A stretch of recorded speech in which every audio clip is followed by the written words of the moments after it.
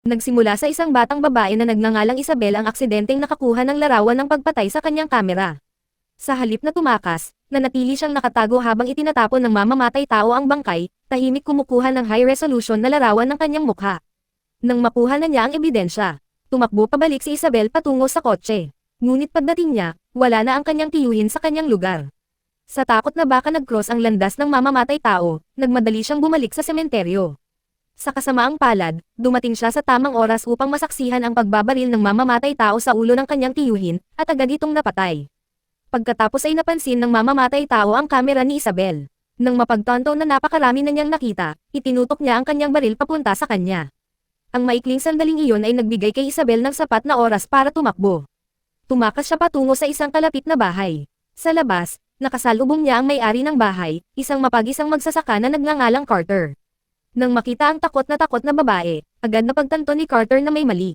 Ngunit bago pa siya makapag-react pa, dumating ang mamamatay tao at nagpaputok ng isa pang bala, na tinamaan si Carter sa binti. Mabilis na umatras si Carter papasok sa bahay. Sa kabila ng kanyang pinsala, kumuha siya ng isang bala ng shotgun at inilagay ito sa kanyang baril. Ilang sandali pa, sinipa ng mamamatay tao ang pinto at padabog na pumasok sa loob. Sumugod si Carter sa hagdanan at nagpaputok ng biglang bala pababa. Tinamaan ng pagsabog ang mamamatay tao, ngunit sa tiyan lamang. Pinabagal siya ng sugat, ngunit malayo ito sa nakamamatay. Magkaharap na ngayon ang dalawang lalaki mula sa magkabilang palapag ng bahay. Parehong sugatan at naghihintay sa isa't isa na gumawa ng susunod na hakbang.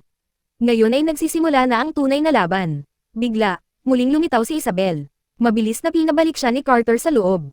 Nang tumingin muli si Carter sa pasukan, napansin niyang bukas na ang mga pinto. Ito ay malinaw na isang patibong na inilagay ng mamamatay tao upang akitin siya na ilantad ang kanyang sarili. Nakilala ni Carter ang panganib at tumangging sumamo sa pain. Sa labas, pinulot ng mamamatay tao ang gasgas na bala ng shotgun na pinaputok ni Carter kanina. Mula rito, napagtanto niya na si Carter ay gumagamit ng malapitang sandata. Habang umiikot siya sa bahay, natuklasan niya na naputol ang landline at ang telepono ni Carter ay naiwan. Dahil walang paraan para humingi ng tulong, si Carter ay ganap na nahiwalay. Gamit ang kalamangang ito, hiniling ng mamamatay tao na ibigay ni Carter kay Isabel, ang tanging saksi na nakakita sa kanyang mukha. Bilang kapalit, nangako siyang hahayaan niyang mabuhay si Carter dahil si Carter mismo ay nakakita lamang sa mamamatay tao na nakasuot ng maskara. Sugatan at nag-iisa, napilitan si Carter na pag-isipan ang alok, ngunit tumanggi si Carter na isuko ang babae. Patuloy na pinipilit siya ng mamamatay tao, ipinapaalala kay Carter na wala siyang kakampi at walang paraan para humingi ng tulong. Gayunpaman, tumanggi si Carter na umatras pa. Kalaunan, binigyan siya ng mamamatay tao ng oras para mag-isip. Sa loob ng bahay, sinabihan ni Carter si Isabel na kunin ang first aid kit mula sa banyo. Pagbalik niya, hiniling niya rito na magbuhos ng alkohol sa kanyang sugat. Pagkatapos ay pinainit niya ang isang kutsilyo at idiniin ito sa pinsala upang mapabagal ang pagdurugo. Sa labas, nakahanap din ang mamamatay tao ng alkohol at ginagamot ang sarili niyang sugat sa katulad na paraan. Habang pinapanood ang mga kilos ni Carter, nagsimulang matanto ng mamamatay tao ang isang bagay na mahalaga.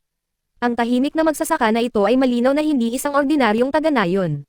Sa loob ng bahay, sa wakas ay nagsimulang mag-usap sina Carter at Isabel. Ibinahagi ni Isabel ang kwento ng kanyang buhay, ipinaliwanag na ang kanyang mga magulang ay namatay sa isang aksidente. Ikinwento rin niya ang nangyari sa sementeryo kung saan pinatay ang kanyang tiyuhin na si Roger at kung saan niya nakuhaan ng litrato ang mukha ng mamamatay tao. Ang pakikinig sa kanyang kwento ay nagbabalik ng masasakit na alaala para kay Carter. Naalala niya ang isang malungkot na sandali mula sa kanyang sariling nakaraan nang siya ay makatulog habang binabantayan ang kanyang batang anak. Pagkatapos ay inamin ni Carter ang isang bagay na mahalaga. Isa na lang ang natitirang bala ng shotgun sa kanya. Hiningi niya kay Isabel ang film mula sa kanyang kamera. Maingat niya itong tinanggal at ilagay ang film sa loob ng isang flashlight, tinatakan ito ng plastic upang manatili itong protektado. Samantala, ang mamamatay tao ay naghalungkat sa ilang mga kahon sa ground floor ng bahay. Habang hinahalungkat niya ang mga gamit ni Carter, ipinapalagay niya na ang lalaki ay naghahanda ng umalis dahil posibleng iniwan ng kanyang pamilya.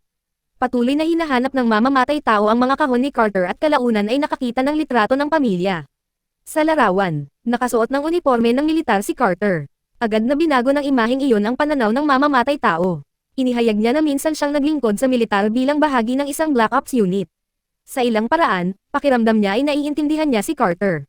Tulad ni Carter, mayroon din siyang anak na babae, isang babaeng halos kasing edad ni Isabel. Para sa kanya, ang batang iyon ay mahalaga sa lahat, at ang pagsuporta sa kanya ang dahilan kung bakit siya naging isang upahang mersenaryo. Sa loob ng bahay, tinapos ni Carter ang pagtatakan ng film ng kamera at hiniling kay Isabel na itago ito sa loob ng tangke ng inidoro. Kasabay nito, sinubukan ni Carter na kumbansihin ang mamamatay tao na umalis at bumalik sa kanyang anak na babae, ngunit tumanggi ang mamamatay tao. Nakita na ni Isabel ang kanyang mukha, at iyon pa lang ay isa na siyang banta. Sa halip, nagpa siya ang mamamatay tao na susunugan niya ang bahay ni Carter upang sirain ang anumang ebidensya. Ang hindi alam ng mamamatay tao ay mayroon ng panlaban si Carter. Ang film ng kamera ay naglalaman ng malinaw na imahe ng mukha ng mamamatay tao. Itinago ito ni Carter sa isang lugar sa ilalim ng tubig, na nangangahulugang kahit masunog ang bahay, ang film ay mabubuhay. Kalaunan, matutuklasan ito ng pulisya at makikilala ang mamamatay tao. Matapos marinig ito, ang sitwasyon ay naging isang mapanganib na laro ng pasensya at estratehiya sa pagitan ng dalawang lalaki. Sa ibang lugar, isang junior sheriff na nagngangalang Jerry ay nagpapatrolya. Di nagtagal, napansin niya ang dalawang inabandonang sasakyan malapit sa sementeryo. Isang kakaibang detalye na agad na nagdulot ng hinala. Pagbalik sa bahay, sinubukan ni Carter na pakalmayan ang tensyon ng ilang sandali. Hiniling niya kay Isabel na umakyat sa atik at kumuha ng isang bote ng pulang alak. Habang naghahanap, nakakita si Isabel ng isang maliit na manika at ibinalik niya ito. Sa sandaling makita ni Carter ang manika, bigla siyang natigilan. Naalala niya ang kanyang anak. Walang pag-aalinlangan, hiniling niya kay Isabel na ibalik ang manika kung saan niya ito natagpuan. Samantala, ipinagpatuloy ng mamamatay tao ang pagsusuri sa mga gamit ni Carter. Habang hinahalongkat ang mga kahon, nakakita siya ng isang sulat na isinulat ni Carter. Sa sulat, humingi ng paumanhin si Carter sa kanyang asawa para sa kakilakilabot na pagkakamali na humantong sa pagkamatay ng kanilang anak. Ang pagtuklas na iyon ay nagbabalik sa masakit na nakaraan ni Carter. Ilang taon na ang nakalilipas, pinapanood ni Carter at ng kanyang asawa ang kanilang batang anak na lalaki, si Sam, na naglalaro sa labas. Sa isang punto, natisod si Sam habang tumatakbo sa bakuran. Dati nang hiniling sa kanya ng asawa ni Carter na linisin ang paligid ng bahay. Ngunit masyadong tamad si Carter para gawin ito. Dahil sa sandaling iyon ng kapabayaan, natamba at namatay si Sam habang dapat sana'y isang normal na hapon ng paglalaro. Mula sa araw na iyon, si Carter ay nabuhay ng may matinding pagkakasala. Ang kanyang katamarin ay ikinamatay niya ang buhay ng kanyang nag-iisang anak, at ang trahedya ay tuluyang nagtulak sa kanyang asawa. Simula noon, si Carter ay nagpasa ng bigat ng pagkakamaling iyon araw-araw. Ang mamamatay tao, na ngayon ay alam na ang nakaraan ni Carter, ay muling sinubukang manipulahin siya. Ikinatuwiran niya na si Carter ay dapat na lamang ibigay kay Isabel. At magpatuloy sa pamumuhay ng mag-isa na may mga pagsisisi ng hindi kinakailangang humarap sa isang laban na hindi niya mapapanalunan. Ngunit tiningnan ni Carter si Isabel at nangako ng tahimik sa kanyang sarili. Hindi niya uulitin ang parehong pagkakamali ng 2 beses. Tumanggi siyang iwanan ang isa pang bata. Bigla, isang putok ng baril ang umalangaw-ngaw sa buong gabi. Ang tunog ay umabot ng sapat na layo upang marating si Jerry, na nag-iimbestiga pa rin malapit sa sementeryo. Sa loob ng bahay, ang tensyon sa pagitan ni Carter at ng mamamatay tao ay naging isang psikolohikal na labanan. Parehong nasugatan ang mga lalaki. Parehong naghihintay, at sinusubukan ng bawat isa na malampasan ang isa't isa. Habang lumilipas ang oras, ang mga ilaw sa bahay ay nagsimulang lumabo. Ang generator na nagpapagana sa bahay ni Carter ay unti-unting nauubusan ng gatong. Nang mapagtanto na paparating na ang dilim, sinabi ni Carter kay Isabel na lumabas mula sa bintana at tumakas bago sumapit ang gabi.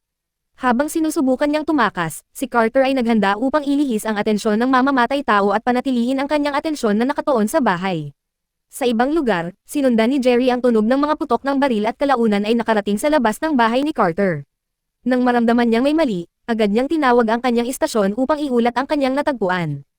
Hindi pa rin sigurado sa sitwasyon, nagpa siya siyang lumapit sa bahay at siya mismo ang tumingin dito. Habang kumakatok si Jerry sa pinto, naghihintay na ang mamamatay tao. Walang pag-aalinlangan, pinaputukan niya ang pinto, naiwan si Jerry na malubhang nasugatan. Sa sandaling iyon, si Isabel, na sinusubukang tumakas, ay biglang nabangga ang mamamatay tao sa labas. Dahil wala nang ibang mapupuntahan, nagmadali siyang bumalik papunta kay Carter para sa kaligtasan. Sinubukan siyang barilin ng mamamatay tao, ngunit bigla na pagtanto niyang nabusan na siya ng bala. Sa halip, dinakip niya ang sugatang si Jerry at kinaladkad ito palayo, pinilit siyang pumasok sa isang garahe kasama ang kanyang patrol car. Sa panunood sa lahat ng ito, mabilis na tumakbo pabalik sa loob si Isabel at sinabi kay Carter ang nangyari. Nang marinig ito, agad na sinamantala ni Carter ang sitwasyon. Habang palabas ang mamamatay tao ng garahe, lumabas si Carter at itinutok ang kanyang shotgun ng diretso sa kanya. Naninindigan, hiniling ni Carter na umalis ang mamamatay tao sa kanyang ari-arian.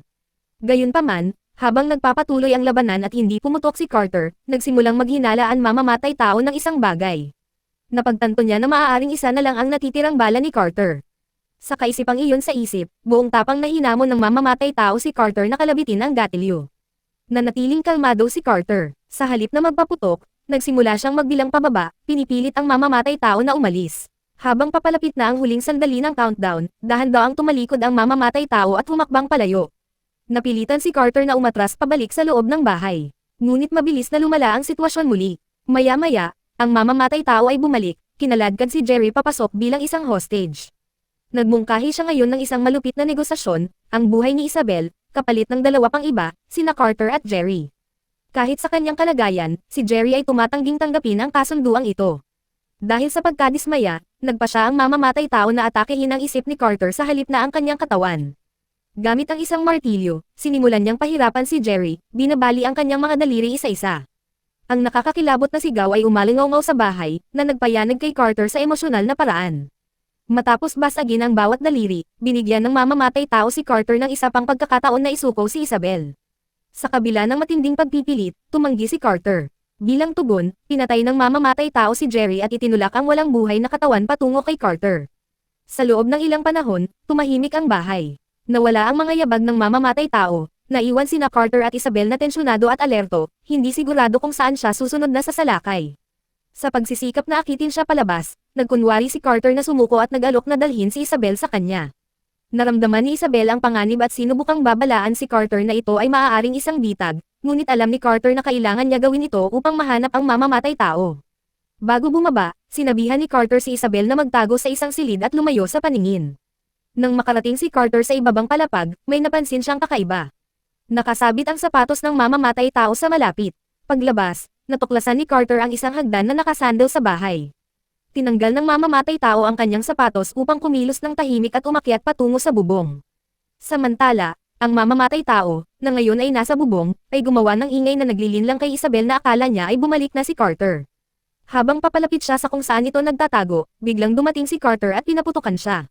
Ang putok ay nagpabagsak sa mamamatay tao pabalik sa sahig. Sa pagkakataong ito, ang pagkahulog ay nagdulot ng pinsala sa binti ng mamamatay tao. Sugatan at bigo, sandaling naisip ng mamamatay tao na sumuko at sunugin na lang ang bahay. Ngunit napansin niya ang isang bagay na kapaki-pakinabang na nakahiga sa lupa. Ang nahulog na telepono ni Carter. At biglang may bagong ideyang nabuo. Sa wakas ay natamba si Knight sa bahay. Nakaramdam si Isabel ng matinding pagkakasala at humingi ng paumanhin sa pagkaladkad kay Carter sa isang mapanganib na sitwasyon. Kasabay nito, naghihintay ang mamamatay tao ng isang taong dumating. Hindi nagtagal, ang taong tinawagan niya ay sa wakas ay dumating. Ito pala ay ang hiwalay na asawa ni Carter, si Mara.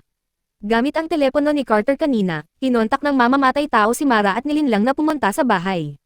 Ngayon ay plano niyang gamitin siya bilang bihag at ipagpalit ang buhay nito para kay Isabel. Nang makitang nabihag ni Mara si Carter, napuno ng galit si Carter, ngunit ang mamamatay tao ay walang pakialam sa emosyon ni Carter. Sa kanyang isip, ang buong sitwasyong ito ay matatapos ng mabilis kung titigil lang si Carter sa paglaban. Dahil napagtanto niyang maaaring isa na lamang ang natitira na pagkakataon, inabot ni Carter ang isang shotgun kay Isabel. Sinabihan niya itong maghintay sa itaas at magpaputok kapag umakyat ang mamamatay tao sa hagdanan. Samantala, plano ni Carter na aliwin ang mamamatay tao at iligtas si Mara, ang huling natitirang pamilya na mayroon pa siya. Nang sa wakas ay humarap si Carter sa mamamatay tao, sinubukan niyang tapusin ang komprontasyon ng mapayapa. Iminungkahi niya na ang mamamatay tao ay pumunta sa itaas upang salubungin si Isabel, sa paniniwalang tapos na ang alitan sa pagitan nila. Hindi pa nakikita ni Carter ang mukha ng mamamatay tao, na nangangahulugang ang mamamatay tao ay dapat walang dahilan para ipagpatuloy ang laban, ngunit ang mamamatay tao ay walang balak na hayaang matapos ang mga bagay ng ganoon kadali. Walang pag-aalinlangan, tinanggal niya ang kanyang maskara at binaril si Carter sa binti. Pagkatapos ay binyantaan niya si Isabel, na nilinaw na mamamatay si Carter kung tatanggi itong bumaba pababa. Nang marinig ito, wala nang pagpipilian si Isabel kundi ang umalis sa kanyang pinagtataguan at maglakad patungo sa kanya. Habang pababa si Isabel sa hagdan, tahimik na naghanda si Carter ng kutsilyo. Sa sandaling iyon, kumurap ang mga ilaw ng mga ilaw. Ang biglaang pagdidilim ay nagbigay kay Mara ng pagkakataong kailangan niya. Kumawala siya at nakatakas mula sa pagkakahawak ng mamamatay tao. Nakita ang pagkakataon, sumugod si Carter pasulong at inatake ang mamamatay tao gamit ang kanyang kutsilyo. Nagawa ng mamamatay tao na lumaban at nagpaputok ng isa pang bala, na tinamaan si Carter sa tiyan. Samantala, sumugod palabas si Mara at sinubukang isama si Isabel sa kanya, ngunit tumanggi si Isabel na umalis. Naniniwala siyang nagsimula ang buong bangungot na ito dahil sa kanya, at gusto niyang tapusin ito mismo. Sa labas, sa wakas ay nagawa ni Mara na kontakan ang pulisya. Sa loob ng bahay, nilapitan ni Isabel ang sugatang mamamatay tao. Hawak ang shotgun, naghanda siyang wakasan ang buhay nito. Ngunit nang suriin niya ang armas, napagtanto niya ang isang bagay na kakilakilabot. Nagamit na ni Carter ang parehong bala. Walang laman ang baril. Nang makita ito, itinaas ng mamamatay tao ang sarili niyang sandata.